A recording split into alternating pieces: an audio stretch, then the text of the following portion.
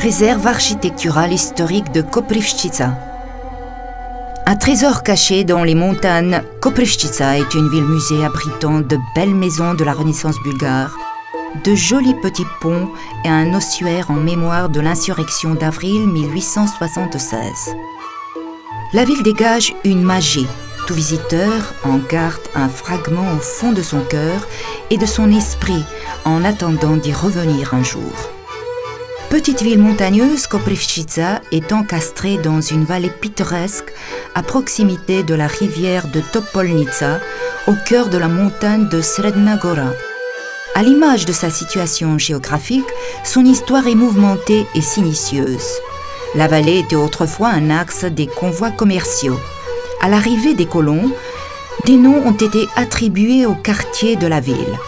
Koprivštitsa, qui a survécu à la période sombre de la domination ottomane, fut le lieu du premier coup de feu annonçant l'insurrection d'avril 1876. Le monument du premier coup de fusil près du vieux pont de pierre, ainsi que le mausolée ossuaire, rendent hommage à la mémoire des péris dans la lutte pour la libération de la Bulgarie. Les Bulgares rebelles de l'époque ont ainsi trouvé le chemin de l'immortalité. Grâce à eux, Koprivštitsa est aujourd'hui un lieu paisible pour ses résidents et les nombreux visiteurs. Les citoyens de Koprivštitsa se caractérisent par leur amour du travail et leur convivialité. La maison d'un révolutionnaire côtoie celle d'un politicien, la demeure d'un scientifique est située à côté de celle d'un commerçant. Les divergences dans les richesses ou les idées ne séparent pas les habitants de la ville. La maison-musée de Georgi Benkovski est une demeure en bois du style typique de la petite bourgeoisie de l'époque de la Renaissance bulgare. Ici est exposé le fusil de Benkovski dont il s'est servi jusqu'à son dernier souffle au cours de l'insurrection.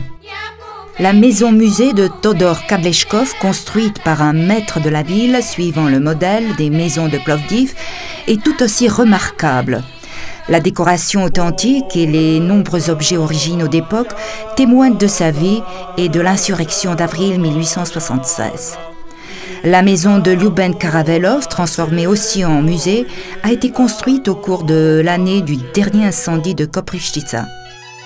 La collection de documents et de matériaux originaux retrace la vie de l'écrivain et révolutionnaire Lyuben Karavelov, celle de son frère, le politicien Petko Karavelov, et de sa nièce Laura, épouse et muse du célèbre poète bulgare Peyo Yavorov.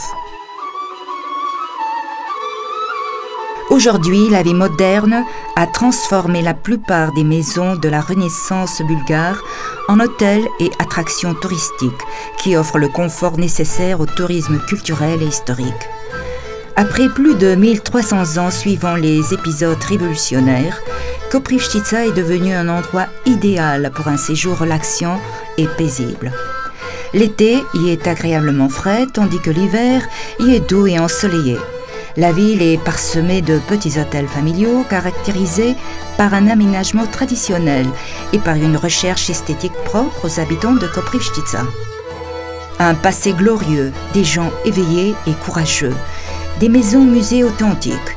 Chaque nation peut être fière d'une ville comme Koprivštitsa, où l'histoire imprègne chaque pierre.